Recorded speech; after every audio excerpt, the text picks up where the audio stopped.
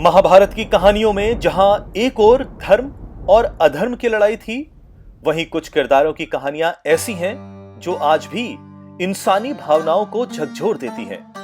ऐसी ही एक कहानी है अंबा और भीष्म की। यह कहानी प्यार, अपमान और बदले की है। काशी के राजा की 3 सुंदर पुत्रियां थी, अंबा, अंबिका और अंबालिका।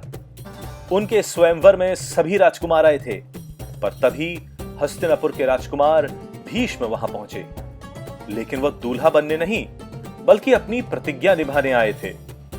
भीष्म ने अपनी शक्ति से सभी राजाओं को हराया और तीनों कन्याओं को अपने साथ ले गए। लेकिन अंबा के दिल में पहले से ही किसी और का बसेरा था।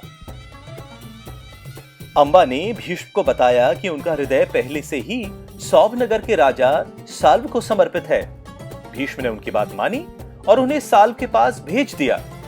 लेकिन साल्व ने अंबा को ठुकरा दिया और कहा, तुम भीष्म के साथ गई थी, मैं अब तुम्हें स्वीकार नहीं कर सकता।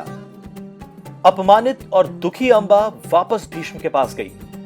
लेकिन भीष्म ने अपनी प्रतिज्ञा का हवाला देते हुए कहा कि वो किसी स्त्री से विवाह नहीं कर सकते। अंबा ने खुद को ठगा हुआ महसूस किया।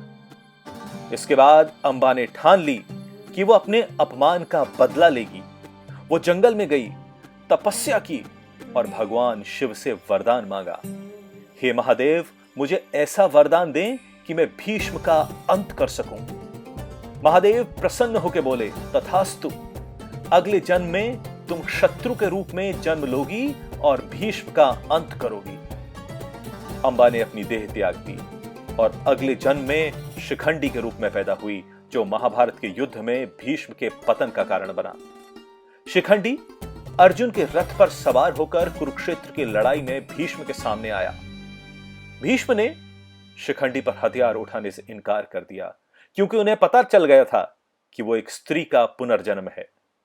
भीष्म बोले, मैं शिखंडी पर शस्त्र नहीं उठाऊंगा, यह धर्म के विरुद्ध होगा। यहीं अंबा का प्रतिशोध पूरा हुआ।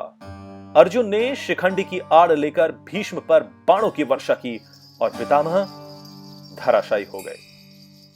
अंबा और भीष्म की कहानी हमें सिखाती है कि जीवन में अपने फैसलों की जिम्मेदारी लेनी चाहिए। बदले की आग कभी कभी पूरे जीवन को खा सकती है। और सबसे बड़ी सीख, किसी भी व्यक्ति का सम्मान करना ना भूलें, चाहे वो स्त्री हो या पुरुष।